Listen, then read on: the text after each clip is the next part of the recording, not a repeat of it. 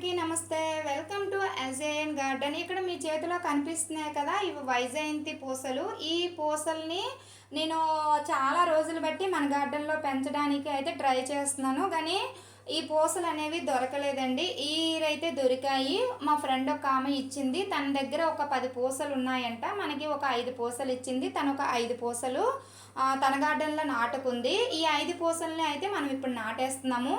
దీనికి మట్టి మిశ్రమం వచ్చేసరికి 1:1:1 రేషియోలో ఉండాలి. ఒక వంతు మట్టి, ఒక వంతు పశువుల ఎరువు, ఒక వంతు ఇసుక, 3 సమానంగా తీసుకుంటున్నాము. ఒకవేళ మీ దగ్గర ఇసుక ఉంటే ఇసుక తీసుకోండి, కోకోపెట్ ఉంటే కోకోపెట్ తీసుకోండి, నో ప్రాబ్లము. 3 సమానంగా ఉన్నట్లు చూసుకోండి. ఇలా చూసుకుంటే తొందరగా విత్తనాలు అనేవి జర్మినేషన్ అవుతాయి. 3 సమాన భాగాలుగా తీసుకొని చిన్న పాట్ తీసుకొని ఈ పాట్లో మట్టి మిశ్రమాన్ని ఫిల్ చేసుకొని వాటర్తో తడిపేసి పక్కన పెట్టేసుకుంటే విత్తనాలని మనం నాటేసుకోవచ్చు. ఏదైతే పైన తోకలా కనిపిస్తుంది కదా, ఆ తోక భాగం అనేది పైకి ఉండేటట్లుగా చూసుకొని విత్తనాలు అనేవి నాటేసుకోవడమే. నేను వీడియోలో చూపిస్తున్నాను కదా, ఆ విధంగా మీరు విత్తనాలు అయితే నాటేసుకున్నారు అనేసి అంటే కొంచెం తొందరగా జర్మినేషన్ అవుతుంది. మనకి ఈ విత్తనాలు జర్మినేషన్ అవ్వడానికి ఒక వారం పైగా టైం పట్టిందండి. అంటే 7-8 రోజులు టైం పట్టింది విత్తనాలు అనేవి జర్మినేషన్ అవ్వడానికి. ఇక్కడ మనము విత్తనాలు నాటేసుకున్న తర్వాత నా చేయి చూడండి, తడిగా ఉంది కదా. తడిగా ఉంటే వాటర్ అనేది వెయ్యని అవసరం లేదు. ఒకవేళ పొడిగా ఉంటే వాటర్ అనేది చిలకరించుకోండి. ఒక 10 రోజులకి మనకి జర్మినేషన్ అయిపోతాయి కదా. అయిపోయిన తర్వాత ఇలా రావడానికి మాత్రం ఒక 20 డేస్ అయితే పడుతుంది. 20 డేస్ కల్లా కూడా మనకి ఇంత పెద్ద సైజులో ఏవైతే వైజయంతి మాల పూసలు వేసుకున్నామో ఆ పూసలు అనేవి ఇంత పెద్ద సైజులో వచ్చిన తర్వాత మనం వేరే పాట్లో మనం మార్చుకోవాలి. మార్చుకుంటే మనకి పూసలు అనేవి తొందరగా రావడానికి ఎక్కువ అవకాశాలు ఉంటాయి. ఎంత తొందరగా రావాలనుకున్నా సరే ఖచ్చితంగా మనకి 3 months టైం పట్టేస్తుందండి ఈ పూసలు అనేవి మనకి హార్వెస్ట్ వచ్చేసరికి.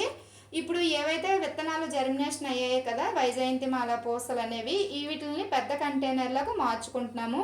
ఈ పెద్ద కంటైనర్లో మార్చుకోవడానికి వచ్చేసరికి మట్టి మిశ్రమం వచ్చేసరికి సేమ్ పాతది ఎలా తీసుకున్నామో, అంటే విత్తనాలు నాటుకునేటప్పుడు మట్టి మిశ్రమం ఎలా తీసుకున్నామో ఈ మొక్కల్ని నాటుకునేటప్పుడు కూడా సేమ్ అదే విధంగా తీసుకుంటున్నాము. 1:1:1 రేషియోలో అయితే తీసుకుంటున్నాము. ఒక వంతు మట్టి, ఒక వంతు పశువుల ఎరువు, ఒక వంతు ఇసుక. ఇక్కడైతే నేను కోకోపిట్ అనేది యూజ్ చేయట్లేదు. మీ దగ్గర కోకోపిట్ అవైలబుల్గా ఉంటే కోకోపిట్ని యూజ్ చేసుకోండి. 3 సమానంగా తీసుకున్న తర్వాత ఫంగస్ రాకుండా ఒక గుప్పెడంతా మనం నీమ్ కేక్ పౌడర్ అనేది యాడ్ చేస్తున్నాము. మట్టి మిశ్రమంలో మీ దగ్గర బోన్ మీల్ ఉంటే బోన్ మీల్ తీసుకోండి. నా దగ్గర బోన్ మీల్ ఉంది. ఒక గుప్పెడంత బోన్ మీలు, ఒక గుప్పెడంత నీమ్ కేక్ పౌడర్ అయితే వేసేసుకుని మట్టిని ఈ నీమ్ కేక్ పౌడరు బోన్ మీలు బాగా కలిసేటట్లుగా మట్టిని కలిపేసుకుని మీరు వీడియోలో చూస్తున్నారు కదా పాటు, ఆ పాట్లో నింపేసుకుని ఒక నైట్ పక్కనైతే పెట్టేసుకున్నాం అనమాట.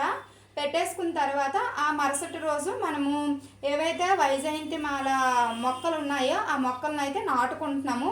ఫస్ట్ టైం కదా వేస్తున్నాము, దేవుని తలుచుకొని అయితే వేస్తున్నాము. ఎందుకు అనేసి అంటే ఇవి దేవుడి పూసలు కదండి. ఈ పూసలు అనేవి పండించడం చాలా కష్టము. ఎందుకు అనేసి అంటే అసలు ఏవైతే మొక్కల్లా కనిపిస్తున్నాయో ఆ మొక్కల ముందు రక్షించుకోవాలండి.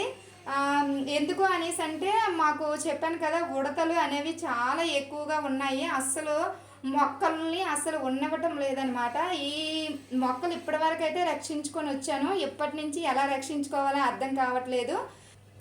ఇలా మొక్కలు నాటేసుకున్న తర్వాత వాటర్ పోసేసుకుని కొంచెం నీడ ఉన్న ప్రదేశంలో పెట్టేసుకుంటే మనకి 3 months కల్లా కూడా రిజల్ట్ అనేది వస్తుందన్నమాట. నెక్స్ట్ వీడియోలో మనము చిన్న మొక్కల నుంచి ఈ హార్వెస్ట్ వరకు కూడా వీడియో ఉంటుంది. ఇప్పుడైతే మనకి మందార మొక్కలు ఏవైతే ఉన్నాయో ఆ మందార మొక్కలకి కొంచెం పిండి నల్లి అనేది పట్టేసిందండి. ఈ పిండి నల్లి పట్టిన కారణంగా మొక్కలైతే కొంచెం ఖరాబ్ అయిపోయేవి. దీనికి నీమ్ ఆయిల్ అయితే స్ప్రే చేస్తున్నాము. 1 లీటర్ వాటర్కి 1 ml నీమ్ ఆయిల్ వేసుకొని, ఈ నీమ్ ఆయిల్ అనేది వాటర్లో కరగదు కాబట్టి షాంపూ అనేది వేసుకోవాలి. ఏ షాంపూ అయినా పర్వాలేదు, షాంపూని వేసుకొని వర్షం ఎలా అయితే పడుతుందో ఆ విధంగా మొక్కలపై అనేది కొంచెం ఫోర్స్గా స్ప్రే అనేది చేయాలన్నమాట. చేస్తే మనకి ఈ పిండి నెల నుంచి మన మొక్కల్ని మనం రక్షించుకున్న వాళ్ళం అవుతామండి. ఈ మొక్కకి చాలా ఎక్కువగా పట్టేసింది, అందువల్ల చాలా ఎక్కువ వాటర్ అయితే కొడుతున్నాను. ఈ మొక్కనే కాదండి, ప్రతి మొక్కకి కూడా ఈ వీడియోలో చూపిస్తున్న విధంగానే మీరు కూడా ఫోర్స్గా కనుక స్ప్రే చేశారు అనేసి అంటే పిండి నెల నుంచి మన మొక్కల్ని మనము కాపాడుకున్న వాళ్ళం అవుతాము. ఇలాగా అన్ని మొక్కలకి కూడా సేమ్ ఇదే విధంగా మనము నీమ్ ఆయిల్ అనేది స్ప్రే చేసుకోవాలి. ఒక నీమ్ ఆయిల్ అనే కాదండి, కొంచెం మార్చి స్ప్రే చేస్తూ ఉండాలి. నీమ్ కేక్ పౌడర్ ఉంటుంది కదా, దాన్ని 1 లీటర్కి ఒక గుప్పెడంతా వేసుకొని ఒక 24 గంటల పాటు పక్కన పెట్టేసుకుంటే 1:1 లీటర్కి నార్మల్ వాటర్కి 1 లీటర్కి నీమ్ కేక్ పౌడర్ ఇలా కలుపుకొని మనం ఫోర్స్గా కనుక స్ప్రే చేసుకున్నా కానీ రిజల్ట్ అనేది చాలా బాగుంటుంది. ఇప్పుడు నీమ్ ఆయిల్ అనేది స్ప్రే చేస్తాం కదా, స్ప్రే చేసిన తర్వాత పువ్వులు పూయడానికి ఇందులోనే ఒక ఫెర్టిలైజర్ అనేది చూపిస్తాను చూడండి. ఇది ఏం ఫెర్టిలైజర్ వచ్చేసి అనేసి అంటే మనము బియ్యం కడిగిన వాటరు, పప్పులు కడిగిన వాటరు అదంతా కూడా ఒక 10 లీటర్ల వరకు కూడా మనము ఇలాగా పక్కన పెట్టుకోవాలి.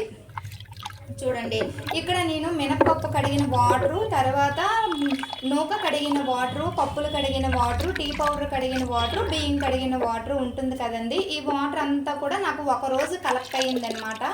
ఈ ఒకరోజు కలెక్ట్ అయిన వాటర్ వచ్చేసి 10 లీటర్ల వాటర్ ఉంటుంది. దీంట్లో అయితే ఒక చిన్న బెల్లం ముక్క, ఒక 50 గ్రామ్స్ ఉంటుంది బెల్లం ముక్క. ఈ బెల్లం ముక్క ఈ వాటర్లో మనం ఎందుకు వేస్తాము అనేసి అంటే మనం ఏదైనా ఫెర్టిలైజర్ ఫర్మెంటేషన్ చేసినప్పుడు కొంచెం బ్యాడ్ స్మెల్ అనేది వస్తుంది. ఆ బ్యాడ్ స్మెల్ అనేది రాకుండా ఈ బెల్లం ముక్క అనేది వేస్తాము.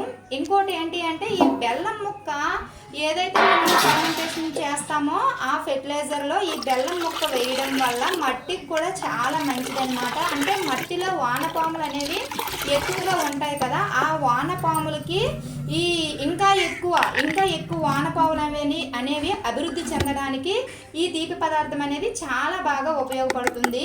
ఇక్కడ మనము 10 లీటర్ల వాటర్ని అయితే తీసుకున్నాం కదా, ఆ 10 లీటర్ల వాటర్ని 3 డేస్ అయితే ఫర్మెంటేషన్ చేయాలి. 3 డేస్ ఫర్మెంటేషన్ అయిన తర్వాత దీంట్లోని మనము బనానా పీల్స్ ఫెర్టిలైజర్ అనమాట, అరటి పళ్ళతో తయారు చేసిన ఫెర్టిలైజర్ ఒకటి మనం తయారు చేసుకున్నామని చెప్పాను కదండి. ఈ ఫెర్టిలైజర్ని మనము 3 స్పూన్లు, పెద్ద స్పూన్లు 3 స్పూన్లు అయితే దీంట్లో వేస్తున్నాము. ఇది ఈ బనానా పీల్స్ ఫెర్టిలైజర్ ఏదైతే ఉందో అది దాంట్లో పొటాషియం అనేది చాలా ఎక్కువగా ఉంటుందన్నమాట. ఇది పువ్వులు అనేవి పూయడానికి చాలా బాగా ఉపయోగపడుతుంది. ఇలాగా మార్చి వేస్తూ ఉండాలి. ఇంతవరకు మనము ఈ బియ్యం కడిగిన వాటర్ అవనివ్వండి నేరుగా వేసేసేవాళ్ళం కదా, కానీ ఇలా నేరుగా వేయకుండా ఏదైతే అరటి పళ్ళతో తయారు చేసిన ఫెర్టిలైజర్ని దీంట్లో కలిపి వేస్తే ఇంకా ఎక్కువ మంచి పోషకాలు అనేది మొక్కకి అంది, మొక్క అనేది ఎక్కువ పువ్వులు పూస్తుంది. మనము 10 లీటర్ల ఫెర్టిలైజర్ తీసుకున్నాం కదా, ఈ 10 లీటర్ల ఫెర్టిలైజర్ని 5 చేస్తున్నాము. ఒక 5 లీటర్ల ఫెర్టిలైజర్కి 5 లీటర్ల నార్మల్ వాటర్ని వేసేసి మొక్కల మొదట్లో పోసేయడమేనండి. ఇలా పోస్తాము అనేసి అంటే రిజల్ట్ అనేది చాలా బాగుంటుంది. ఇప్పుడు నేను ఫెర్టిలైజర్ అనేది మొక్కల మొదట్లో వేసేటప్పుడు పువ్వులు మీకు నేను చూపిస్తాను చూడండి, ఎంత చక్కగా పువ్వులు అనేవి పూస్తున్నాయో, చాలా బాగున్నాయి. చాలా పెద్ద సైజులో పువ్వులు అనేవి పూస్తున్నాయి. మనము ఈ ఫెర్టిలైజర్ అనే కాదండి, ఏ ఫెర్టిలైజర్ అయినా సరే ఫర్మెంటేషన్ చేసేటప్పుడు ఫర్మెంటేషన్ చేసిన ఫెర్టిలైజర్ని మాత్రం నేరుగా అనేది మొక్కల మొదట్లో వేయకూడదు. ఏదైతే ఫెర్టిలైజర్ ఉంటుందో ఆ ఫెర్టిలైజర్ని వేరే ఫెర్టిలైజర్ని వేరేగా వేయాలన్నమాట. కొన్ని ఫెర్టిలైజర్స్ ఉన్నాయి అనేసి అంటే 1:10 రేషియోలో వేయాలి. కొన్ని ఫెర్టిలైజర్స్ ఉన్నాయి అనేసి అంటే 1:5 రేషియోలో వేయాలి. కొన్ని ఫెర్టిలైజర్స్ ఉన్నాయంటే 5:5, 1:1 అలా రేషియోలో వేసుకోవాలన్నమాట. ఇది మనము బియ్యం కడిగిన నీళ్ళు, పప్పులు కడిగిన నీళ్ళు కాబట్టి ఒక 5 లీటర్ల ఫెర్టిలైజర్ తీసుకుంటే 5 లీటర్ల నార్మల్ వాటర్లు తీసుకుంటున్నాము. లేదా ఒక మగ్గు ఫెర్టిలైజర్ అయితే ఒక మగ్గు నార్మల్ వాటర్ని తీసుకొని 2 సమాన భాగాలుగా తీసుకొని మొక్కల మొదట్లో అనేవి పోసేయమేనండి.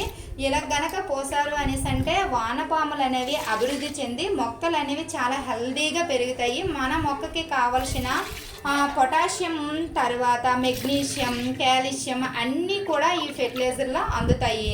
ఈ బెల్లంలో ఐరన్ ఉంటుంది చూడండి, ఈ ఐరన్ దేనికి పనికొస్తుంది అనేసి అంటే మన మొక్కలు పండుబారిపోయి రాలిపోతూ ఉంటాయి కదా, వాటికి కొన్ని మొక్కలకు వచ్చేసి ఐరన్ లోపం వల్ల అలా అయిపోతాయి, కొన్ని మొక్కలు వచ్చేసి కాల్షియం లోపం వల్ల అయిపోతాయి. రాలిపోతాయి, అలా రాకుండా ఉండడానికి ఈ బెల్లం అనేది చాలా బాగా ఉపయోగపడుతుంది.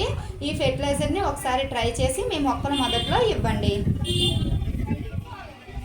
ఇది ఇవాల్టి వీడియో అండి. ఈ వీడియో మీకు నచ్చిందని అనుకుంటున్నాను. ఒకవేళ ఈ వీడియో కనుక మీకు నచ్చినట్లయితే ప్లీజ్ లైక్ చేయండి, ప్లీజ్ సబ్స్క్రైబ్ చేసుకోండి, ప్లీజ్ ఫ్రెండ్స్ మన ఛానల్ని సపోర్ట్ చేయండి. ఈరోజు వీడియోలో వైజయంతిమాల పూసల్ని ఎలా జర్మినేషన్ చేసుకోవాలనేది చూసాము. తర్వాత మందార మొక్కలకి ఎలాంటి ఫెర్టిలైజర్ ఇవ్వాలి అనేది అయితే చూసుకున్నాం కదా. నెక్స్ట్ వీడియోలో మంచి ఫెర్టిలైజర్తో కలుద్దాం. Bye friends.